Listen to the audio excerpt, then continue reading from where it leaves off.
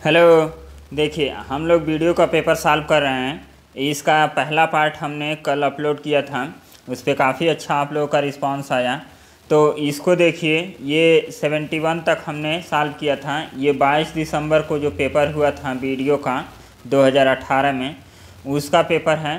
23 तारीख वाला हमने फुल वीडियो सॉल्व कर दिया है, फुल रीजनिंग। और इसमें हम लोग देखते हैं 71 तक हमने कल सॉल्व किया था। अब इसको आगे कंटिन्यू करते हैं और इसको देखते हैं कि कहाँ तक सॉल्व कर पाएंगे। देखिए, रीजनिंग इस वाले पोर्शन में काफ़ी लेंदी क्वेश्चन पूछे गए हैं। अब देखिए, ये पजल का क्वेश्चन है, काफ़ी लंबा है, तो हम एक वीडियो नहीं बना पा रहे हैं। एक वीडियो बनाएंगे तो 2-2.5 घंटे का वीडियो हो जाएगा। छोटा छोटा वीडियो रहेगा तो आप लोग भी देख लेंगे। और इसके PDF के लिए आप लोग डिस्क्रिप्शन में लिंक दिया गया है, तो आप टेलीग्राम चैनल ज्वाइन कर लेंगे तो उसमें आप लोगों को इसका PDF मिल जाएगा। और भी जितना भी मटेरियल होगा वो टेलीग्राम चैनल पे आपको सारा मटेरियल मिल जाएगा। तो आप PDF के लिए ज़्यादा चिंता मत कीजिए, आप लोग टेलीग्राम ग्रुप को ज्वाइन कीजिए और वहाँ से आप लोग इस PDF को देख सकते हैं। चलिए हम लोग इस क्वेश्चन को पढ़ते हैं और समझते हैं कि क्या दिया है। देखिए, ये पजल का क्वेश्चन है। आप बैंकिंग का यदि एग्ज़ाम दिए होंगे तो बैंकिंग पजल के लिए जाना जाता है, तो उसमें ये मेंस लेवल का पजल का क्वेश्चन है। और इसमें पजल में ब्लड रिलेशन भी आपका है। फिर उसको कैसे करना है उसको हम लोग समझेंगे। देखिए, यहाँ पे दिया है कि जब मंदिरा सिंह अपने MBBS कोर्स में टॉप किया तो वह मेडिकल पेशे में शामिल होने वाले अपने परिवार की 7वीं सदस्य बन गई। परिवार की 7वीं सदस्य बन गई मतलब एक परिवार में कितने लोग हैं? पूरे 7 लोग हैं। ये कंफर्म डाटा मिल गया। अन्य सभी परिवार के सदस्य अर्थात तन्मय, नीरजा, मोनीश, संचित, रुचिका और विनीता और सवाई मान सिंह अस्पताल में, ये लोग नाम दिया गया है। इन लोगों का नाम 6 लोगों का यहाँ और 1 लोगों का यहाँ। और ये लोग कहाँ काम करते हैं? सवाई मान सिंह अस्पताल में डॉक्टर के रूप में काम कर रहे हैं। और तीसरी पीढ़ी के सबसे कम उम्र के मंदिरा सिंह उनसे जुड़ने के लिए तैयार हैं। अब देखिए, मंदिरा सिंह डॉक्टर प्रोफेशन में आ गई हैं और ये 3rd जनरेशन की सबसे छोटी महिला हैं। ये अपने परिवार के साथ इस हॉस्पिटल में काम करेंगी। अब देखिए, यहाँ तक तो इन्फॉर्मेशन दिया है। अब आगे भी इन्फॉर्मेशन दिया है। 3 पीढ़ियों से इस परिवार में 3 पीढ़ियों के इस परिवार में 3 पीढ़ी का मतलब क्या? यहाँ पे आपके दादा दादी हो जाएंगे, यहाँ पे पापा माँ और मम्मी, फिर चाचा चाची आ जा रहे हैं, और यहाँ पे जो जनरेशन आता है ये बेटा का आता है। तो इस तरह 3rd जनरेशन का क्वेश्चन हम लोग सॉल्व करते हैं। इसको देखिएगा हम कितने आसानी से सॉल्व करेंगे। यहाँ पे दिया है 3 पीढ़ियों के इस परिवार में 2 युगल जोड़ी, मतलब 2 लोगों की शादी हुई है, और फिर और भाइयों बहनों के 2 जोड़ी, और जो ब्रदर और सिस्टर है। देखिए, सिंगल जनरेशन के लिए ब्रदर और सिस्टर के लिए हम ये सिंबल यूज करते हैं, और जब किसी की शादी होती है तो इसको हम लोग सिंबल को यूज करते हैं, डबल इक्वल टू का और ये सिंगल कामा का। तो इसको आप लोग ध्यान से पढ़िएगा। फिर आगे देखिए, और सबसे ज़रूरी बात, इस पजल को जब भी आप वीडियो देख रहे हैं तो इस पजल का PDF आप टेलीग्राम से डाउनलोड कर लीजिए और इसको सॉल्व करने की कोशिश कीजिए पहले, तब आप वीडियो देखेंगे तो काफ़ी अच्छा बेनिफिट होगा आपको। अब देखिए, परिवार में 3 ऑन्कोलॉजिस्ट हैं, 2 दंत चिकित्सक हैं मतलब डेंटिस्ट हैं, 1 चिकित्सक और 1 न्यूरोलॉजिस्ट हैं। तो यहाँ पे इतने लोग बता दिए गए हैं कौन कौन हैं। परिवार में कोई महिला क्या है? ऑन्कोलॉजिस्ट नहीं है। परिवार की कोई महिला क्या है? ऑन्कोलॉजिस्ट नहीं है। विनीता न्यूरोलॉजिस्ट नहीं है। परिवार में कोई विवाहित व्यक्ति 1 दंत चिकित्सक नहीं है।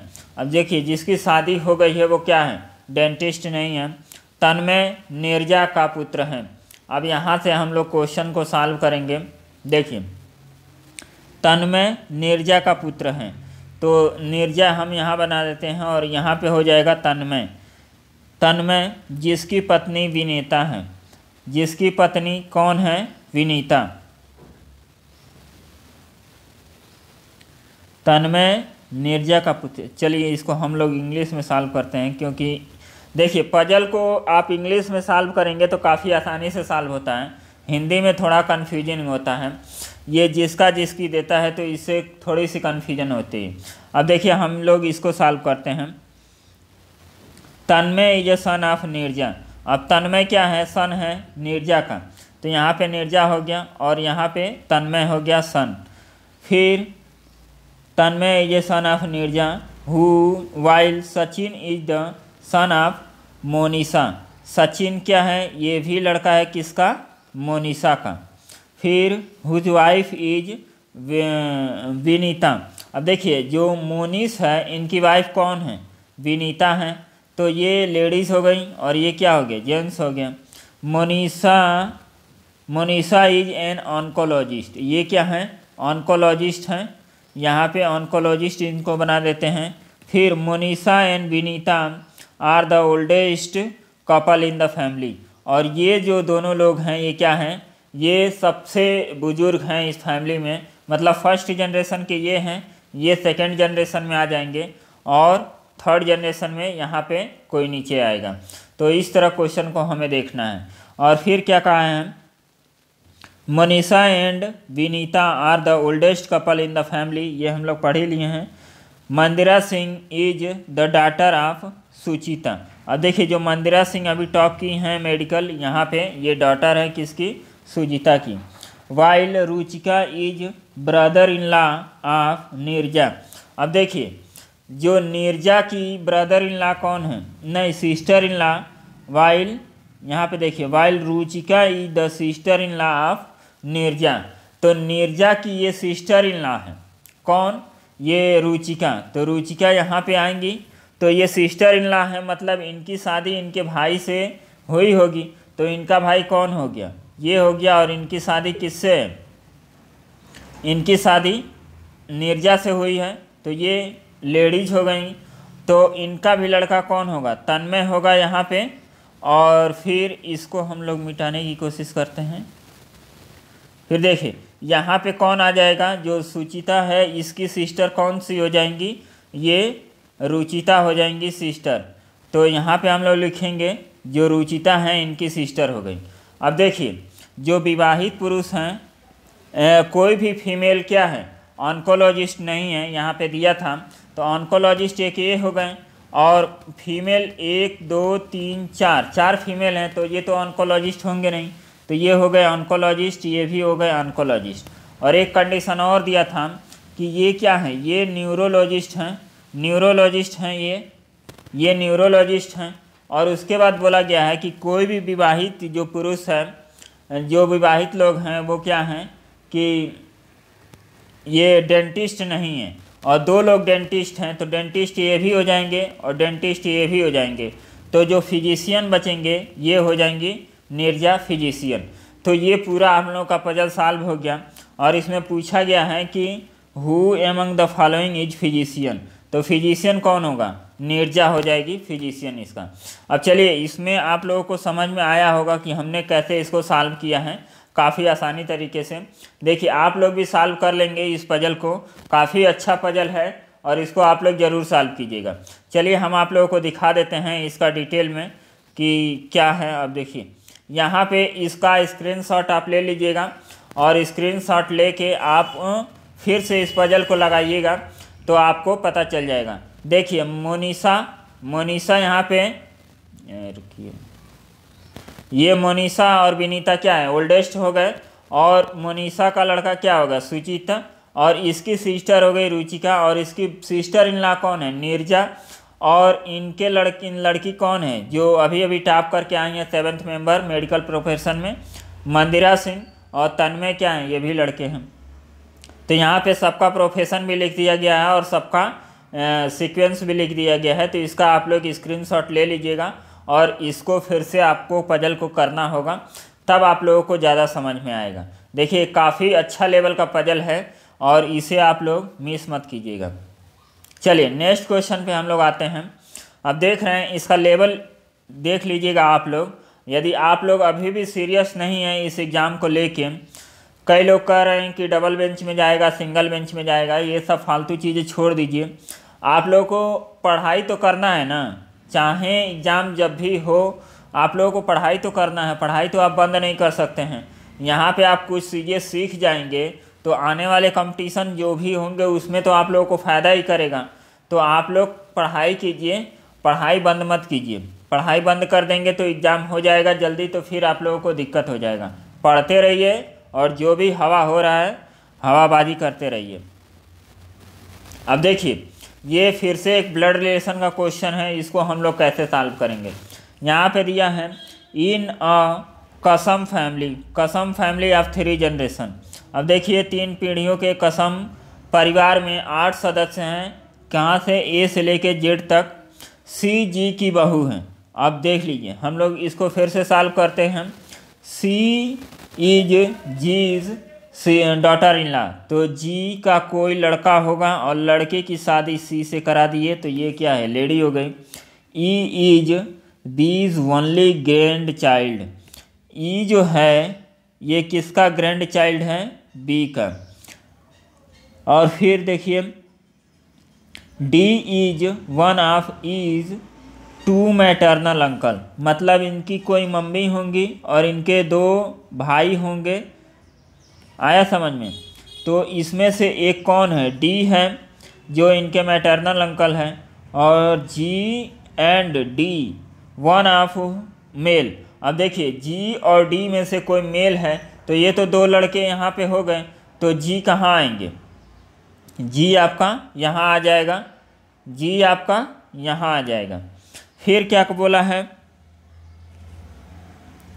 फिर आगे क्या बोला है, हाँ, one of male are the children of B. अब बी के क्या है, दोनों लड़के हैं, तो यहाँ जो हम लोग ये लिखे हैं इसको मिटाते हैं और क्या करते हैं, जी का लड़का कौन हो गया, ई हो गया, जी। अब देखिए ई का जेंडर हमें नहीं पता है कि ई क्या है, तो आप देखिए इसको हम लोग कैसे सॉल्व करेंगे। जो ई है, जो सी है, सी भी इसी कैटेगरी में आएगा यहाँ पे नीचे। अब दिया है कि H is husband, H is G's husband, H जो है किसका हस्बैंड है, जी का, ये हो गया। अब पूछा है कि which of the following statement is true. अब देखिए इस क्वेश्चन को हम लोग कैसे सॉल्व करेंगे और इसका हमें बताना है कि कौन सा स्टेटमेंट सही होगा। There are 2 male in the second, अब देखिए मिटाएंगे तो मिट जाएगा। अब देखिए ये क्वेश्चन दिया है और इस क्वेश्चन का हमें आंसर निकालना है, तो चलिए हम पहले से बना लिए हैं क्योंकि हमें पता था कि ये मिट जाएगा, तो हम पहले से यहाँ पे बनाए हुए हैं, तो इसको हम लोग देखते हैं। यहाँ पे देखिए ये इसका स्क्रीनशॉट आप ले लीजिएगा और इसको आप लोग कीजिएगा। यहाँ पे क्या हो जाएगा, there are 2 male in the second generation, second generation में 2 मेल हैं, तो इसको हम लोग देखते हैं कि क्या ऐसा है। अब सेकेंड जनरेशन में कितने मेल हैं, तो कितने मेल हैं, 1 2 और 3 मेल हैं, तो 2 मेल नहीं है, तो पहला स्टेटमेंट क्या हो जाएगा, गलत हो जाएगा। फिर A is sister in law of H, H की ए क्या है, सिस्टर इन लॉ, तो ये तो होंगे नहीं, क्यों, क्योंकि डी और ए क्या होंगे, ब्रदर होंगे और इनकी सिस्टर होंगी जी, और ये तीनों क्या थे, इनके लड़के थे बी के, तो इतना तो हमें याद रखना पड़ेगा। There are equal number of male and female in the family, equal number male और फीमेल हैं फैमिली में, तो ये भी देख लीजिए कि सही है कि नहीं है। अब देखिए मेल कितने हैं, यहाँ से रुकिए, मेल कितने हैं, 1 2 3 4 5, और फीमेल कितने हैं, 1 2 3 फीमेल है, तो ये भी स्टेटमेंट क्या हो गया, गलत हो गया। नेक्स्ट देखिए C is the granddaughter in law of F, तो ये आपका बिल्कुल सही हो जाएगा, सी सबसे नीचे था और ये ग्रैंड डॉटर हो जाएगा एफ का। चलिए नेक्स्ट क्वेश्चन हम लोग देखते हैं। अब देखिए ये काफ़ी सिंपल क्वेश्चन है, एनालॉजी का क्वेश्चन। चूहा का कृदंत होता है, इसका सही ऑप्शन हो जाएगा वेल, स्तनधारी जानवर होता है।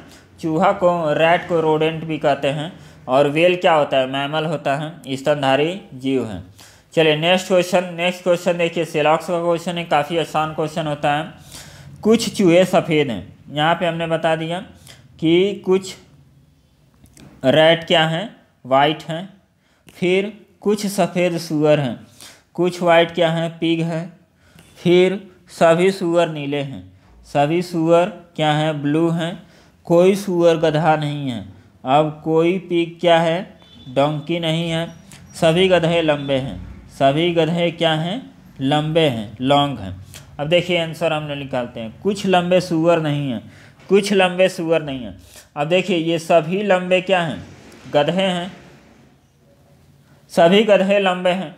तो ये लंबे जितने लोग हैं इनके अंदर गधा आ गया, और ये गधा क्या है, सूअर नहीं है, यहाँ पे पहले ही बता दिया गया है।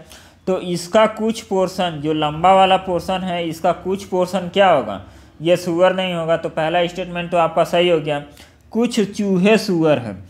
अब देखिए इन दोनों का रिलेशन आपका कुछ बन रहा है, नहीं बन रहा है, तो ये भी ऑप्शन क्या हो जाएगा, गलत हो जाएगा। पहला सही है, सभी नीले गधे होने की संभावना है। अब सभी नीले की गधे होने की संभावना है। अब देखिए संभावना का क्वेश्चन आया है, तो इसको हम लोग कैसे करेंगे। ये ब्लू का सर्किल है, क्या हम इसको सभी गधों के अंदर ला सकते हैं, नहीं ला सकते हैं, क्योंकि ये पहले क्या है, जो सूअर हैं वो गधे नहीं है, तो इतना पोर्शन तो आएगा नहीं। तो इसका केवल और केवल क्या हो जाएगा, ए वाला क्वेश्चन, ए ऑप्शन आपका सही हो जाएगा। केवल एक ही इसमें स्टेटमेंट आपका निकलेगा। चलिए नेक्स्ट क्वेश्चन देखिए। नेक्स्ट क्वेश्चन यहाँ पे देखिए, इस क्वेश्चन को हम लोग करेंगे। वर्ष 2016 में भारत के 6 राज्यों द्वारा गन्ना का उत्पादन निम्नलिखित ग्राफ में किया गया था। अब देखिए ये रीजनिंग का पेपर है, लेकिन इसमें 5 से 6 क्वेश्चन आपको मैथ के भी क्वेश्चन देखने को मिल रहे हैं, इंग्लिश के भी क्वेश्चन देखने को मिल रहे हैं। तो आप लोग बताइएगा कि मैथ का कुछ पोर्शन हम लोग पढ़ लेंगे तो काफ़ी अच्छा हो जाएगा। जैसा होगा कमेंट करके आप बताइएगा। अब देखिए इसमें क्या दिया है, ये ग्राफ हो गया और बोला गया है निम्नलिखित गन्ना उत्पाद में निम्नलिखित में से कौन सा राज्य 20% से भी कम योगदान देता है। अब देखिए 20% से कम योगदान देता है, तो इसको हम लोग कैसे आइडेंटिफाई करेंगे। अब आइडेंटिफाई करने के लिए इसमें आपको कोई लॉजिक नहीं मिल रहा है, फिर भी आपको क्वेश्चन का आंसर देना है। तो आप मान लीजिए कि 100 क्या है, 100 कंप्लीट है और इसका 20% क्या हो जाएगा, 20 हो जाएगा।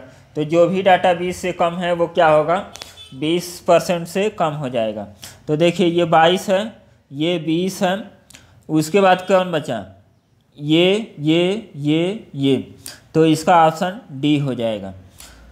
नेक्स्ट क्वेश्चन देखिए, इसमें क्या कहा गया है कि निम्नलिखित पंक्ति ग्राफ 1994 से 2000 तक 7 साल की अवधि में मिथुन इंस्टीट्यूट से परीक्षा के लिए उपस्थित उम्मीदवारों की कुल संख्या से कैट परीक्षा उत्तीर्ण करने वालों की संख्या आपको दिखाया गया है।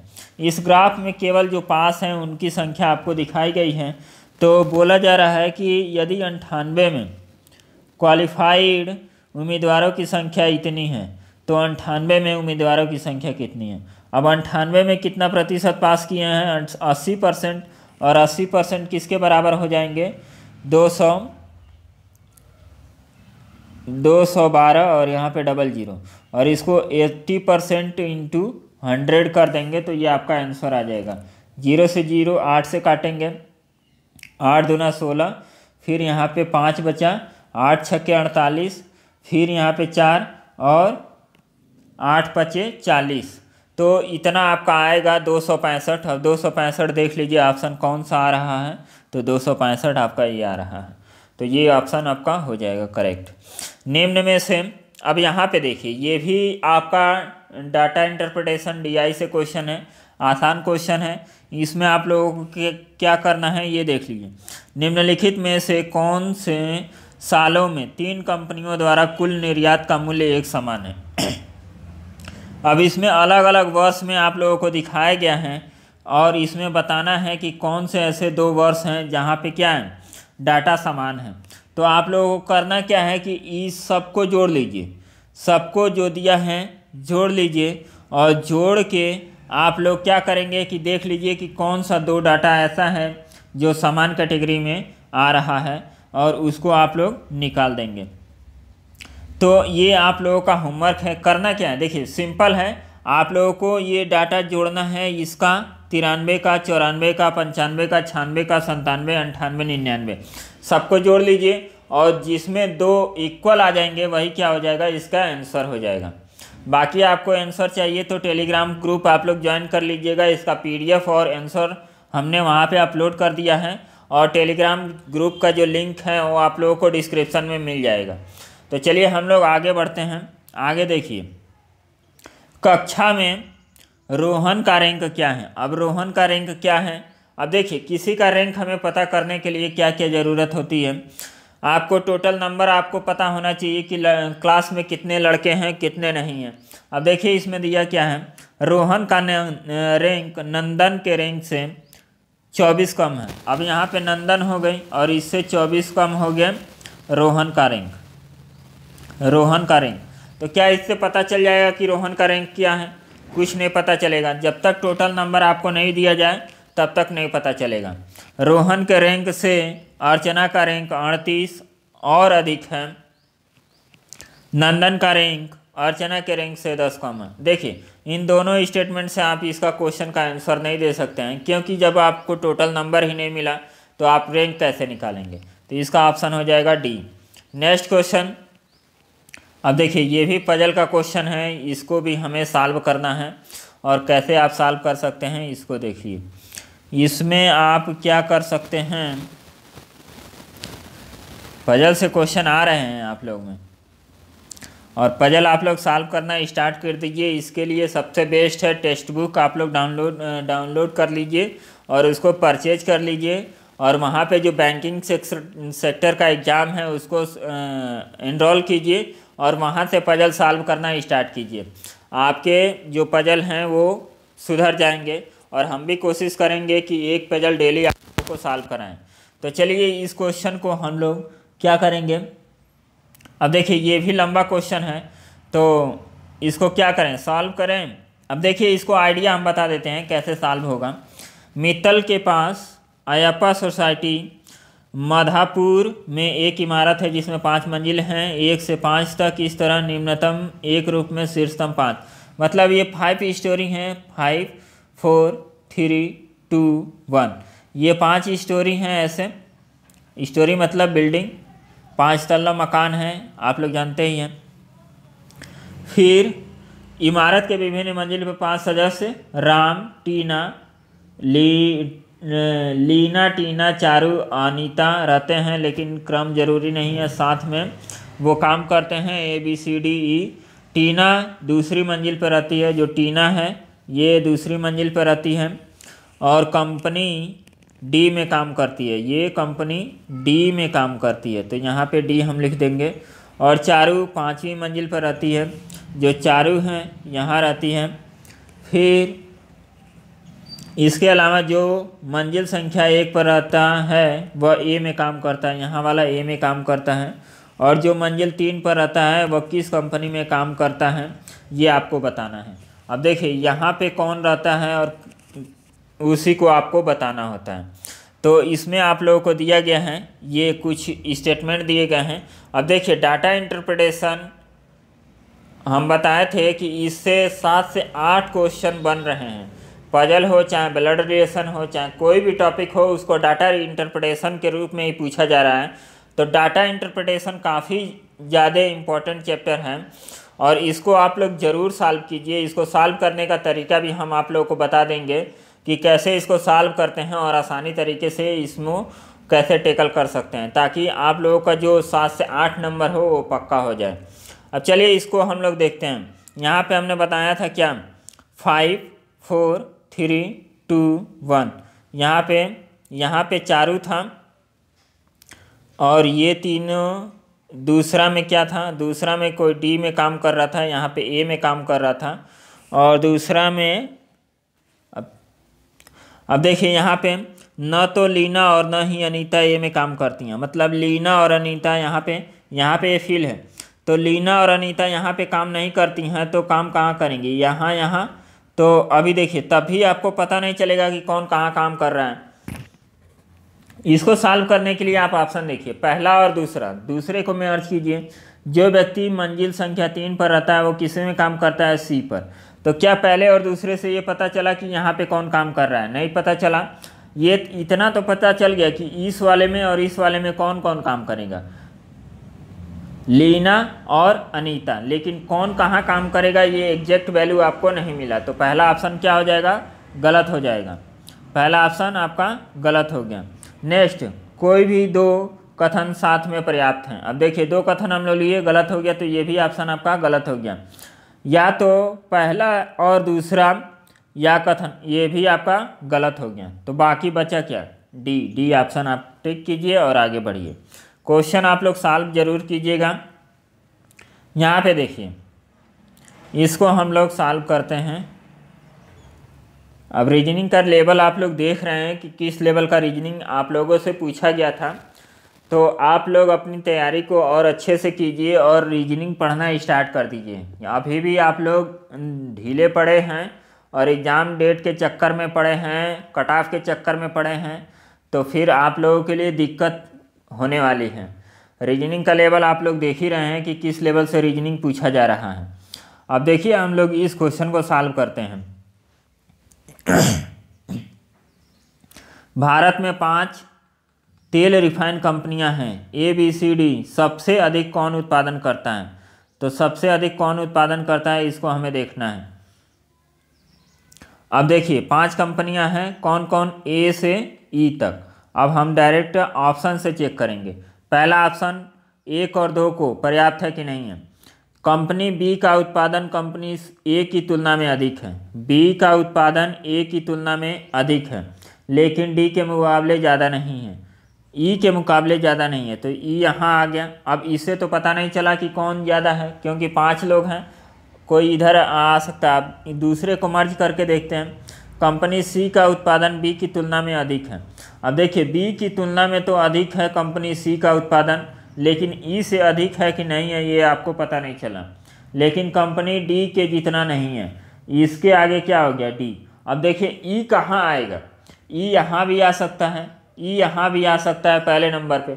तो इससे तो क्लियर नहीं हुआ ना कि दोनों को मर्ज भी कर दिए और आपको पता भी नहीं चला कि कौन सबसे ज़्यादा उत्पादन कर रहा है। तो इसका मतलब पहला ऑप्शन क्या हो गया? गलत हो गया। नेक्स्ट क्वेश्चन, कोई भी दो। अब देखिए, जब दोनों को मिलाया तो क्या हो गया? गलत हो गया। तो ये भी ऑप्शन आपका क्या हो गया? गलत हो जाएगा। और अब देखिए, 1 2 से तो आ नहीं रहा था, पहले और दूसरे से सेम टाइप का उसी का। इसमें लॉजिक लगाएंगे तो इस क्वेश्चन को आपको सॉल्व नहीं करना पड़ेगा। यहाँ पे लॉजिक लगा दिए तो आपको सॉल्व नहीं करना पड़ेगा। जैसे जैसे ऑप्शन दिया है ना, तो ऑप्शन को ही केवल पकड़ लेंगे तो आपका सॉल्व मतलब क्वेश्चन हो जाएगा विदाउट क्वेश्चन सॉल्व किए। अब देखिए, यहाँ पहले ऑप्शन में दिया है 1 और 2 दोनों साथ में पर्याप्त हैं। तो जब दोनों साथ में पर्याप्त होंगे तो ये भी ऑप्शन सही हो जाएगा, ये भी ऑप्शन सही हो जाएगा। तो इस तरह तो होगा नहीं कि किसी भी क्वेश्चन में 2 ऑप्शन आपका सही हो। तो जब ये गलत तो ये गलत और ये दोनों गलत तो ये भी गलत। क्यों? क्योंकि इन दोनों से भी आपका स्टेटमेंट का क्वेश्चन नहीं सॉल्व हो रहा है। तो बच क्या गया? डी को ऑप्शन मारिए, आगे बढ़िए। नेक्स्ट क्वेश्चन देखिए, ये डिसीजन मेकिंग लॉजिक जो भी आप कर सकते हैं उसको कहिए। देखिए, चैप्टर का नाम नहीं याद करना है, हमें क्वेश्चन समझना है, क्वेश्चन कैसे होना है इसको समझना है। सरकार जो लोग पशुबुलंका पर गोदावरी में नाव दुर्घटना में मारे गए लोगों के परिवारों के सदस्यों को 5 लाख मुआवजा देने का फैसला किया है। अब ये आपका स्टेटमेंट हो गया, कहीं दुर्घटना हो गया है, नाव से जा रहे थे लोग तो डूब गए होंगे लोग, तो ऐसा कुछ कंडीशन बना है तो सरकार ने क्या किया है, 5 लाख का मुआवजा देने की घोषणा कर दी है। तो वहाँ पे देखते हैं कि क्या हो सकता है। सरकारी कोषों में मुआवजा के खर्च को पूरा करने के लिए पर्याप्त धनराशि है। अब देखिए, सरकार के पास जब धनराशि ही नहीं रहेगी तो मुआवजा कहाँ से देगी? उसके पास पहले से स्टॉक रहता है, जैसे संचित निधि होता है उसमें स्टॉक ये सब रखा जाता है। 266 होता है ना संचित निधि का। आप लोग कमेंट करके बताइएगा कि कितना होता है। तो पहला ऑप्शन तो आपका सही हो गया। उसके बाद देखिए, अब डायरेक्ट ऑप्शन दूसरा आपको पढ़ने की ज़रूरत नहीं है। पहला आपको लग रहा है कि सही है तो पहला सही है। तो देखिए, यदि ए मारेंगे तो ए तो सही हो गया, 2 आपका यदि मान लीजिए कि हाँ भैया डाउट है कि 2 सही होगा कि नहीं। पहला तो आपका कंफर्म सही है, न तो धारणा 1 न तो धारणा ये भी गलत न ये भी गलत, तो आपका जो करेक्ट आंसर होगा ये होगा। आगे देखिए, आगे 83 नंबर के कैल्विन क्लीन जीन्स का उपयोग करें, मेरे और मेरे कैल्विन के बीच कुछ भी नहीं आता है। अब देखिए ये एडवर्टाइजमेंट है, कैल्विन जीन्स को एडवर्टाइज करने का ये तरीका है। आकर्षक नारे कैची स्लोगन लोगों को आकर्षित नहीं करते हैं, इसी का तो मारामारी है। जितना आकर्षक स्लोगन होगा किसी चीज़ को प्रचार करने का, उतना ही ज़्यादा कस्टमर क्या होंगे, अट्रैक्ट होंगे। तो ये ऑप्शन तो आपका गलत हो गया। लोगों को डार्क शेड वाला जीन्स पसंद है, ये तो आउट ऑफ द बॉक्स है। यहाँ पे कहा कुछ और जा रहा है और ये कहा कुछ और है, तो दोनों लॉजिक क्या हो गए, गलत हो गए। आपको बस इस टाइप के क्वेश्चन को सॉल्व करने का बस एक ही तरीका है कि जो आपको बोला जा रहा है कथन में, बस वहीं आपको दिमाग लगाना है और कुछ नहीं सोचना है। नेक्स्ट क्वेश्चन सॉल्व करते हैं, देखते हैं कितना क्वेश्चन है, 84। चलिए ये क्वेश्चन हम आप लोगों के ऊपर छोड़ते हैं, आप लोग इसका कमेंट करके बताइएगा कि इसका आंसर सही क्या होगा। चलिए आगे देखते हैं, आगे क्या है।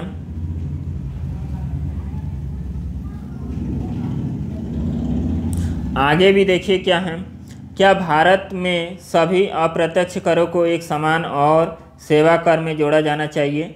हाँ, यह टैक्स संग्रह प्रणाली को काफ़ी सरल बना देगा और इससे कर एकत्र करने की लागत भी कम हो जाएगी। तो ये बिल्कुल सही है। हाँ, निर्माताओं और व्यापारियों को इससे फ़ायदा होगा जो बदले में कर संग्रह को बढ़ावा देगा। हाँ, ये भी सही है। नहीं, किसी अन्य देश के, अब देखिए इसका लॉजिक नहीं बैठ रहा है, तो इसमें ऑप्शन क्या हो जाएंगे, 1 और 2, तो 1 और 2 कौन है, सी ऑप्शन आपका सही हो जाएगा। नेक्स्ट क्वेश्चन, अब ये देख रहे हैं क्वेश्चन। अब चलिए हम लोग इसमें केवल यहीं तक सॉल्व करेंगे। 86 से आपका जो सलूशन होगा कल मिलेगा, क्योंकि वीडियो काफ़ी लंबा हो जा रहा है और क्वेश्चन काफ़ी लेंदी है, तो उसको आराम से सॉल्व करेंगे तो आपको भी समझ में आएगा। अब इस टाइप का क्वेश्चन हमने एक कराया है पहले वीडियो में, उसको देख के और फिर से इस क्वेश्चन का आंसर कीजिएगा। बाकी हम कल मिलते हैं, इस क्वेश्चन को सॉल्व करेंगे और अच्छे से करेंगे।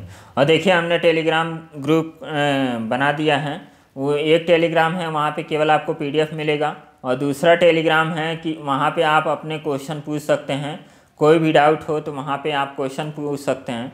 तो दोनों टेलीग्राम ग्रुप को आप ज्वाइन कर लीजिएगा, और जितना भी मेरा सहयोग हो सकता है मैं आप लोगों को सपोर्ट करूँगा, और जो भी आप लोगों को दिक्कत परेशानी होगी आप लोग बताइएगा। फैमिली मैटर को छोड़ के पढ़ाई से रिलेटेड जो भी प्रॉब्लम हो आप लोग शेयर कीजिएगा, हम दोनों लोग मिल के उस प्रॉब्लम को सॉर्ट आउट करेंगे। चलिए, और एक चीज़ और, आप लोग कमेंट करके ये बताइएगा कि आप लोग डेडिकेटेड वीडियो की तैयारी कर रहे हैं या किसी और कंपटीशन की भी तैयारी कर रहे हैं, तो इसको आप लोग ज़रूर बताइएगा। चलिए तो मिलते हैं नेक्स्ट वीडियो में, तब तक के लिए हंसते रहिए, मुस्कुराते रहिए और पढ़ाई जम के कीजिए, क्योंकि ये चांस फिर से नहीं मिलने वाला है।